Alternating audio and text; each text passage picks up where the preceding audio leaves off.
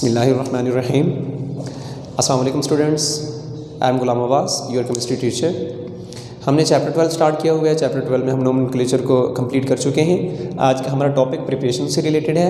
First of all preparation of aldehyde है, फिर preparation of ketone की तरफ हम मूव करेंगे।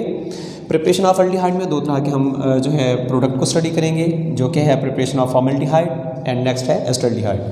इस तरह इनके हम लेबॉर्ट्री और इंडस्ट्रियल मेथड की तरफ मूव करने से पहले हमारे पास एक और मेथड भी होता है जो हम प्रीवियस चैप्टर के अंदर स्टडी कर चुके हैं, जो कि है ऑक्सीडेशन। अगर हम अल्कोहल की ऑक्सीडेशन करें तो हम अल्डिहाइड और कीटोन दोनों को वहाँ से प्रिपेयर कर सकते हैं। फर्स्ट ऑफ ऑल अगर हम इसको प्रिपेयर करना चाहें अल्डिहाइड को, तो अल्डिहाइड को कहाँ से प्रिपेयर किया जाएगा? हमारे पास होता है मैथनॉल। मैथनॉल में हम रिएक्शन करवाते हैं ऑक्सीजन के साथ। इस ऑक्सीजन को कहा जाता है नेसेंट ऑक्सीजन। ये जो नेसेंट ऑक्सीजन होती है ये प्रोड्यूस होती है इससे K2Cr2O7 एंड H2SO4। K2Cr2O7 को कहा जाता है potassium dichromate and H2SO4 sulphuric acid. इन दोनों को आपस में मिक्स कर लिया जाता है। जब ये मिक्सचर बन जाता है तो इस सॉल्यूशन को नाम देते हैं हम एसिडिफाइड पोटाशियम डाइक्रोमेट का नाम दिया जाता है इसको। इनके आपस में रिएक्शन से नेसेंट ऑक्सीजन प्रोड्यूस होती है। इस नेसेंट ऑक्सीजन का एक और नाम भी है, इसको एटॉमिक ऑक्सीजन भी कहा जाता है। ये जो एटॉमिक ऑक्सीजन है ये बहुत ज़्यादा रिएक्टिव होती है। ये इतनी रिएक्टिव होती है कि अगर हम इनको स्टोर कर लें तो ये कंटेनर की वाल के साथ भी रिएक्ट कर जाती है। तो इस वजह से इसको हम स्टोर नहीं कर सकते। ये बिटवीन द रिएक्शन प्रिपेयर होती है और बिटवीन द रिएक्शन ही ये यूज़ होकर प्रोडक्ट में कन्वर्ट हो जाती है।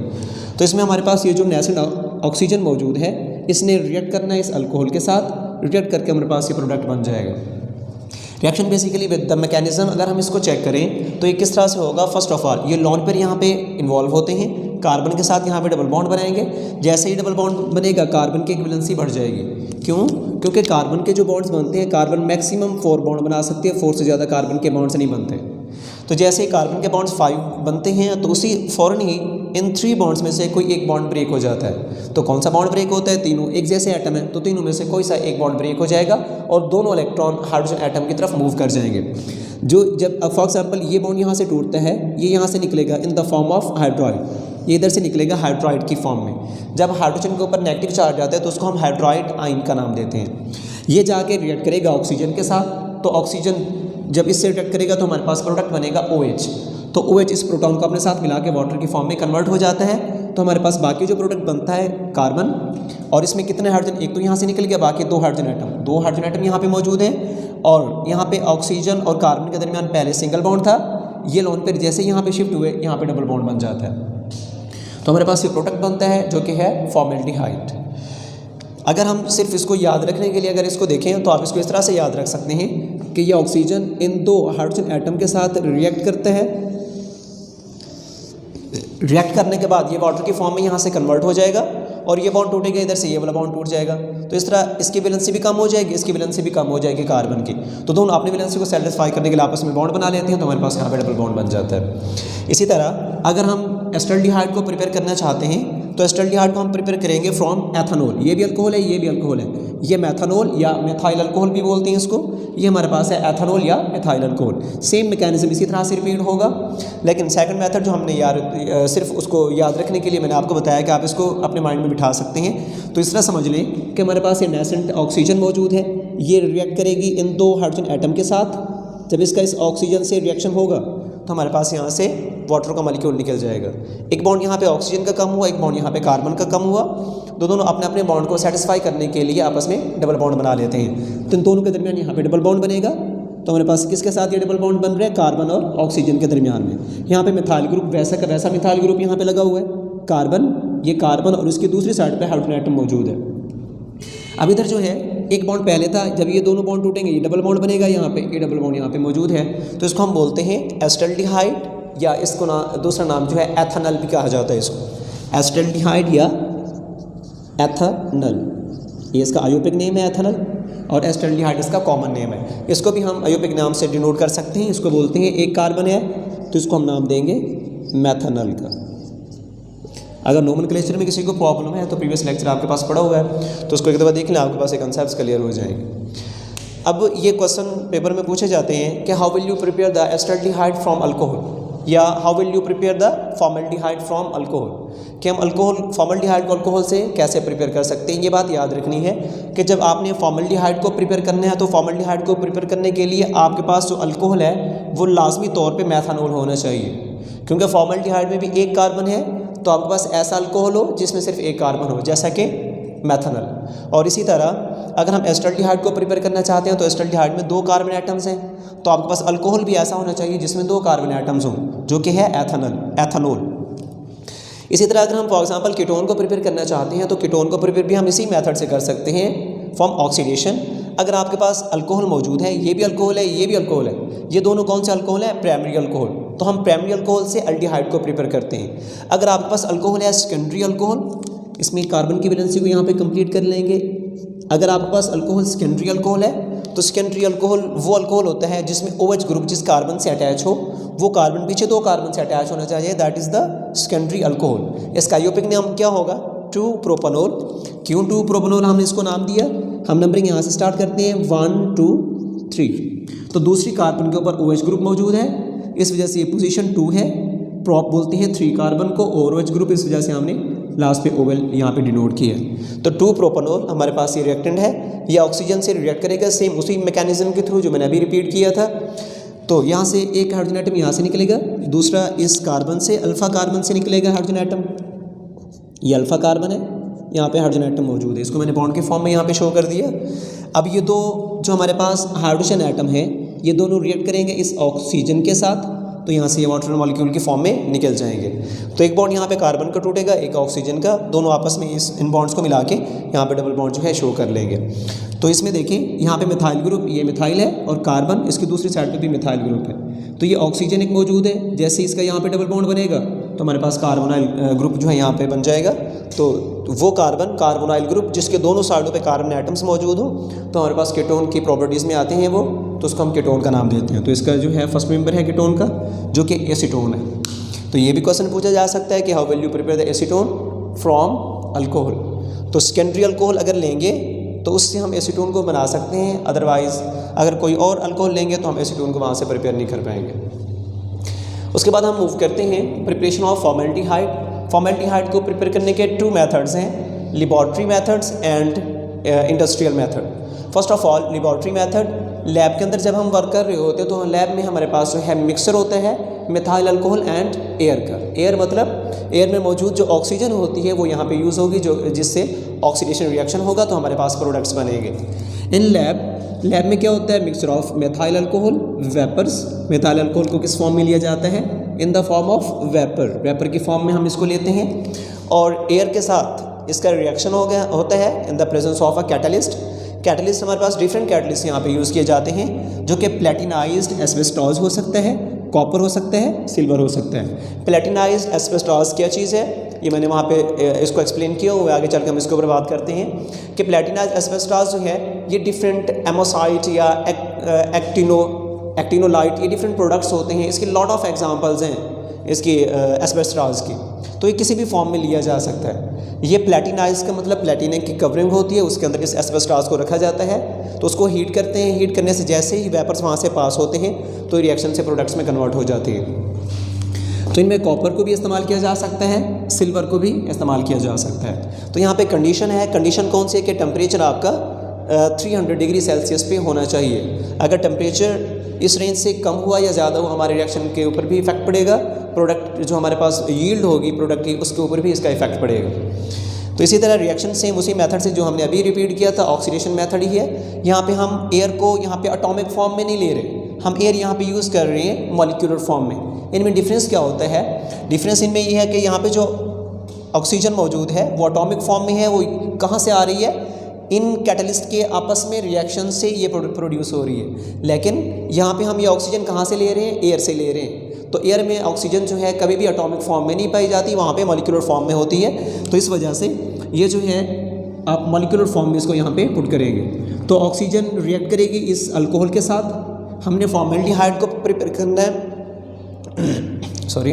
तो फॉर्मल्डिहाइड को प्रिपेयर करने के लिए हमारे पास अल्कोहल मेथनॉल होना चाहिए। सेम जो हमने अभी रिएक्शन को जो है रिपीट किया था, सेम वही चीज़ है।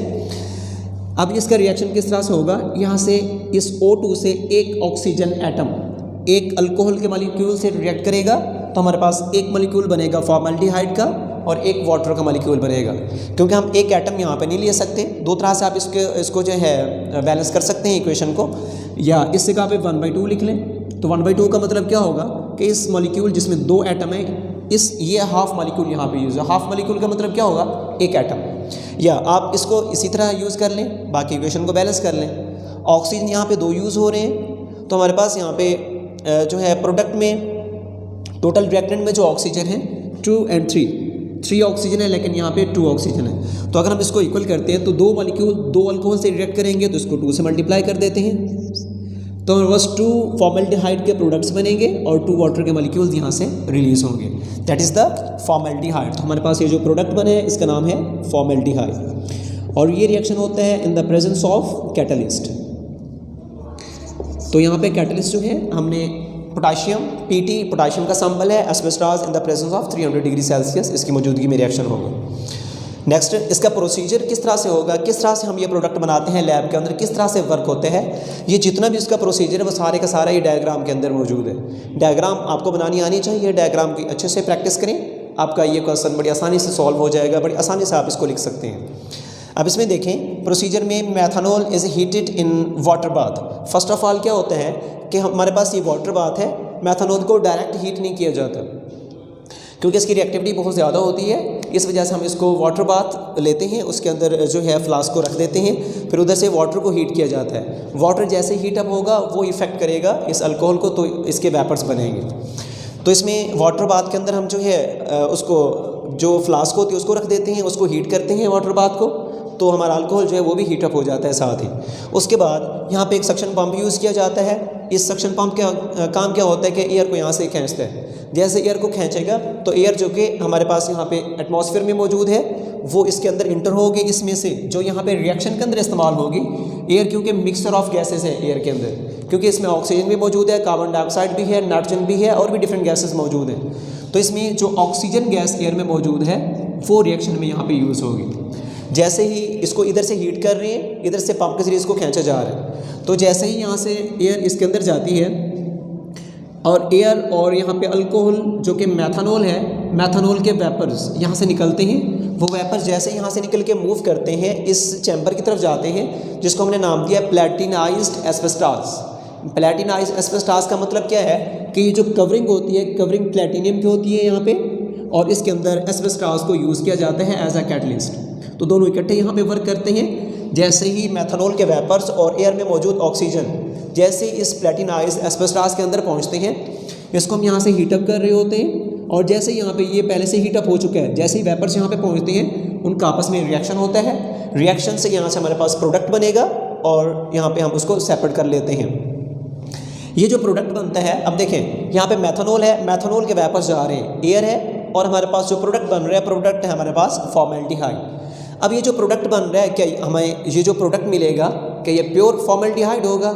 नहीं, ऐसा कभी नहीं होता, क्योंकि जो वेपर्स यहाँ से जा रहे हैं वो वेपर्स, फॉर एग्जांपल मैथनॉल है, मैथनॉल के जितने भी मॉलिक्यूल यहाँ से मूव करके इस तरफ जाएंगे वो सारे के सारे मॉलिक्यूल्स आप रिएक्ट नहीं कर पाते ऑक्सीजन के साथ। तो हमारे पास ये जो मिक्सचर होता है इसमें डिफरेंट प्रोडक्ट्स मौजूद होते हैं। फॉर एग्जांपल इसमें जो हमारे पास यहाँ पे वाटर बना था, वाटर के मॉलिक्यूल्स भी उसके अंदर मौजूद हैं, और फॉर्मल्डिहाइड वो भी इसके अंदर मौजूद है, और इसके अलावा मैथनॉल जो मॉलिक्यूल यहाँ से वेपर्स के फॉर्म में निकले थे, इसमें कुछ ऐसे मॉलिक्यूल्स होते हैं जिनका यहाँ पे रिएक्शन नहीं हो पाता।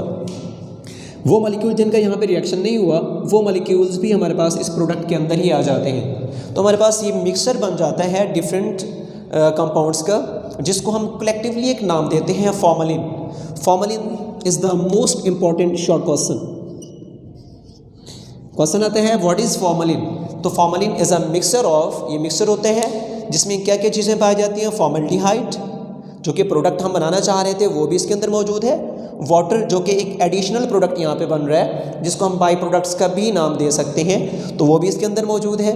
और इसके अलावा मैथनॉल जो यहाँ पे निकला, जिसको हमने एज ए रिएक्टेंट इस्तेमाल किया था, उसके कुछ मॉलिक्यूल्स का वहाँ पे रिएक्शन नहीं होता, वो भी एज अ इम्प्योरिटी के तौर पर यहाँ पे मौजूद होता है। That is the impurities. हम ये चीज़ बनाना चाह रहे हैं, ये एक्स्ट्रा चीज़ें उसके अंदर मौजूद हैं। तो ये कितने कितने परसेंट मौजूद होते हैं?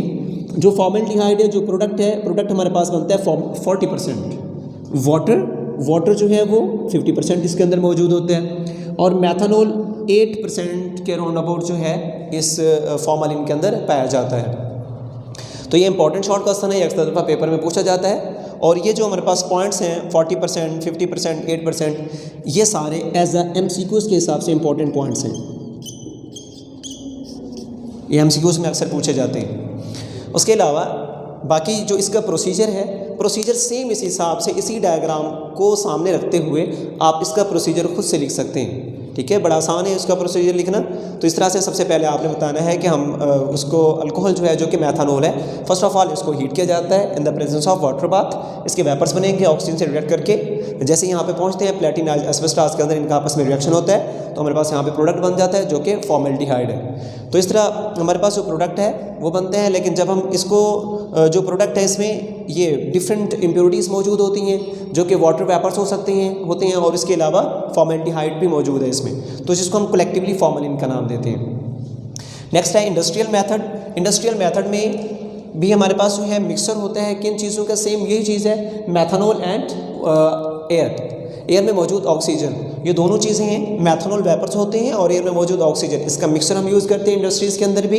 तो उसमें कैटलिस्ट इस्तेमाल किया जाता है। कैटलिस्ट इंडस्ट्रीज़ के अंदर जो इस्तेमाल किए जाते हैं iron oxide, molybdenum oxide and silver, जिनके फार्मूलाज भी यहाँ पे लिखे हुए हैं। FeO is the iron oxide, MnO3 that is the molybdenum oxide and Ag is the silver. तो ये कैटलिस्ट जो होते हैं ये रिएक्ट करते हैं इसके साथ। तो लैब में जो हम ये कैटलिस्ट इस्तेमाल कर रहे हैं प्लेटिनाइज्ड एस्बेस्टॉस, तो ये बहुत जो है महंगे कैटलिस्ट होते हैं, कॉस्टली होती हैं, जिसकी वजह से इनका इस्तेमाल बहुत कम किया जाता है इंडस्ट्रीज़ के अंदर, क्योंकि इंडस्ट्रीज़ में हमें प्रोडक्ट की अमाउंट बहुत ज़्यादा चाहिए होती है। अगर हम इतने ज़्यादा महंगे रिएक्टेंट इस्तेमाल कर लें तो प्रोडक्ट जो होते हैं वो इतने फिर आगे जो है सेल नहीं हो पाते, जिसकी वजह से हम रिएक्टेंट नॉर्मल इस्तेमाल करते हैं जो कैटलिस्ट होते हैं। तो इनका रिएक्शन होगा सेम इसी मेथड के थ्रू जो हमने यहाँ पे डिस्कस किया, सेम उसी हिसाब से रिएक्शन होगा। ऑक्सीजन का एक एटम इन 2 हाइड्रोजन के साथ रिएक्ट करेगा। अगर इसको बैलेंस करें सेम उसी हिसाब से, अगर 2 ऑक्सीजन के एटम है तो 2 रिएक्टेंट यहाँ पे यूज़ होंगे, फॉर्मेल्डिहाइड के 2 प्रोडक्ट्स बनेंगे और 2 वाटर के मॉलिक्यूल यहाँ से रिलीज होंगे। तो सेम उसी तरह से रिएक्शन होगा। एक इधर से एटम, तो एक इधर से 2 हाइड्रोजन एटम ऑक्सीजन के आपस में रिएक्ट करके प्रोडक्ट में कन्वर्ट हो जाएंगे। तो हमारे पास ये बॉन्ड टूटेगा, इधर से ये टूटेगा, यहाँ पर डबल बॉन्ड बन जाएगा। तो हमारे पास ये जो प्रोडक्ट बनेगा दैट इज़ द फॉर्मेल्डिहाइड। आज का हमारा ये टॉपिक था। नेक्स्ट लेक्चर में मिलते हैं इंशाल्लाह प्रिपरेशन ऑफ एसिटाल्डिहाइड के साथ। तब तक के लिए अल्लाह हाफिज़।